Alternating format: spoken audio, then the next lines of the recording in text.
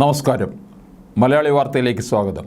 യുഎഇയിൽ നിന്നും ഇറക്കുമതി ചെയ്യുന്ന ക്രൂഡ് ഓയിൽ ആദ്യമായി ഇന്ത്യ രൂപയിൽ പേയ്മെൻറ്റ് നടത്തിയത് അടുത്തിടെയാണ്.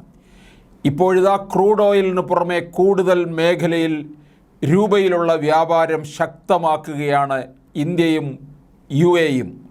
സ്വർണ്ണ ഉൾപ്പെടെയുള്ള വസ്തുക്കൾക്കാണ് ഇന്ത്യ രൂപയിൽ പേയ്മെൻറ്റ് നടത്തുന്നത്.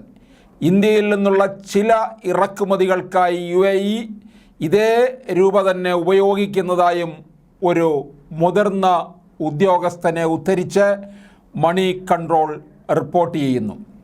ഇന്ത്യയിൽ നിന്നുള്ള രത്നങ്ങൾക്കും ആഭരണങ്ങൾക്കും ഇന്ത്യ തന്നെ നൽകുന്ന പണം യുഎഇ ഉപയോഗിക്കുകയാണെന്നാണ് പേര് വെളിപ്പെടുത്താൻ ഇഷ്ടപ്പെടാത്ത ഒരു ഉദ്യോഗസ്ഥൻ വ്യക്തമാക്കുന്നത്. 2022 ജൂലൈയിൽ റിസർവ് ബാങ്ക് ഓഫ് ഇന്ത്യ അവതരിപ്പിച്ച പ്രത്യേക റുപ്പി ഓസ്ട്രോ അക്കൗണ്ട് സംവിധാനം വഴിയാണ് തെരഞ്ഞെടുത്ത ചരക്കുകൾക്കായി ഇന്ത്യയും യുഎഇയും തമ്മിലുള്ള വ്യാപാരത്തിൻ്റെ രൂപ സെറ്റിൽമെൻറ്റ് ചെയ്യുന്നത്. ഈ സംവിധാനത്തിന് കീഴിൽ പേയ്മെൻറ്റ്, കയറ്റുമതി അല്ലെങ്കിൽ ഇറക്കുമതി തീർപ്പാക്കൽ, ഇൻവോയിസിന് ഇന്ത്യൻ രൂപ ഉപയോഗിക്കാം. ലോകത്ത് ഏറ്റവും കൂടുതൽ സ്വർണം ഇറക്കുമതി ചെയ്യുന്ന രാജ്യമായതിനാൽ യുഎഇയിൽ നിന്നും ഇറക്കുമതി ചെയ്യുന്ന സ്വർണത്തിന് രൂപയിൽ പണം നൽകുന്നത് ഒരു പ്രധാനപ്പെട്ട കാര്യമായിട്ടാണ് വിലയിരുത്തപ്പെടുന്നത്. 2023 ഡിസംബറിൽ ഇന്ത്യയുടെ സ്വർണ്ണ ഇറക്കുമതി വർഷം തോറും 156.5% ഉയർന്ന് $3.3 ബില്യൺ എത്തിയിരുന്നു.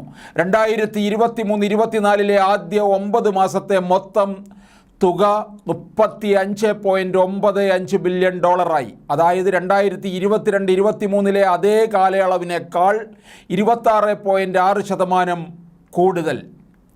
മേൽപ്പറഞ്ഞ കണക്കുകൾക്ക് നേരെ വിപരീതമായി 2023 ഏപ്രിൽ ഡിസംബർ മാസങ്ങളിൽ ഇന്ത്യയുടെ മൊത്തം ചരക്ക് ഇറക്കുമതി 7.9% കുറഞ്ഞ് $505.15 ബില്യൺ ആയി. അതേസമയം ഇന്ത്യയുടെ രത്നങ്ങളുടെയും ആഭരണങ്ങളുടെയും കയറ്റുമതി 2023 അവസാന മാസത്തിൽ 14.1% ഉയർന്ന് $2.9 ബില്യൺ എത്തി. എന്നാൽ 2023-24 ഇതുവരെയുള്ള കാലയളവിൽ ഇത് 16.2% ഇടിഞ്ഞ് $24.31 ബില്യൺ എത്തി.